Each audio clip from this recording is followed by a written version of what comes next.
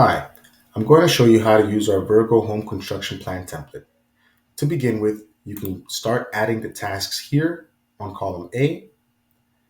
We have different categories: basement, kitchen, just to get you started, bathroom 1, repaint bathroom, just to have an idea of what categories you can put.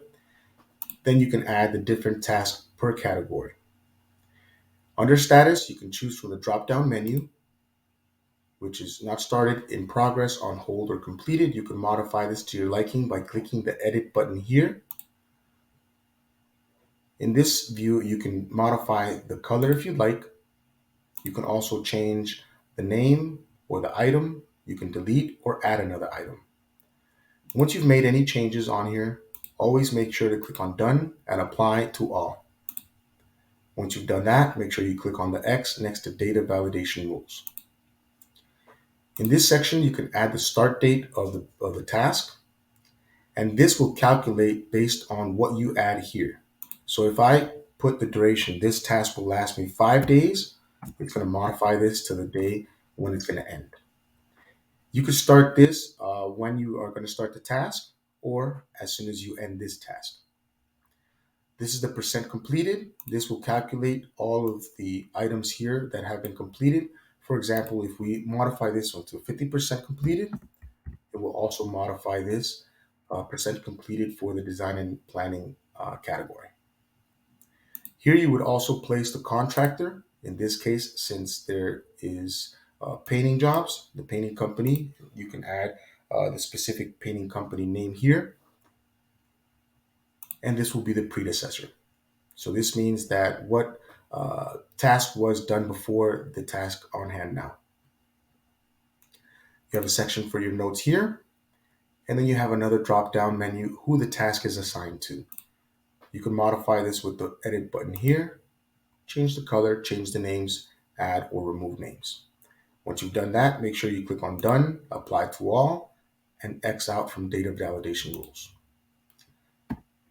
That's how you use the task section. Now let's go to the purchases. Now in purchases, you would choose from the categories here, from a drop-down menu.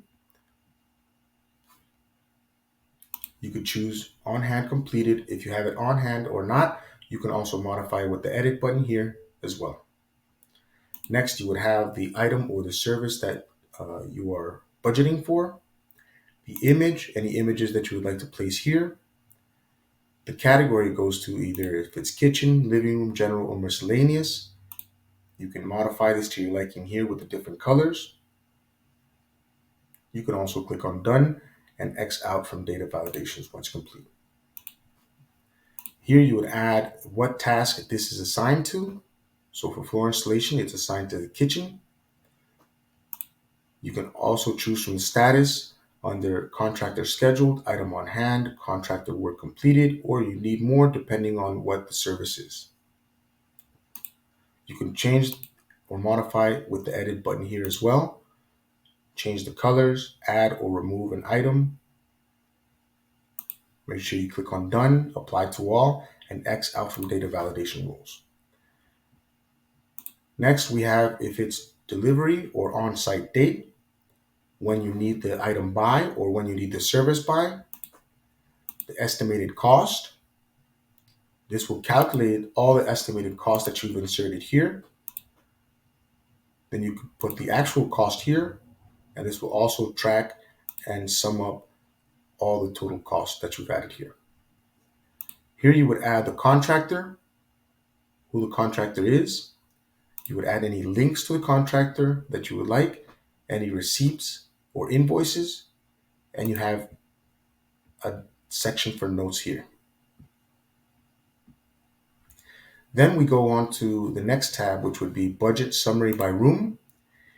Here in this tab, you have the same exact room types as the other ones: kitchen, bathroom, basement, general, miscellaneous. You would need to add or modify this so it can calculate.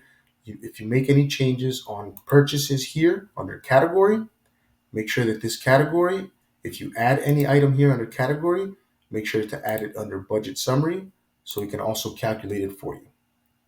In this case, let me give you an example. If I change it to general, It's not going to calculate anything here because we have not added any purchases here under general.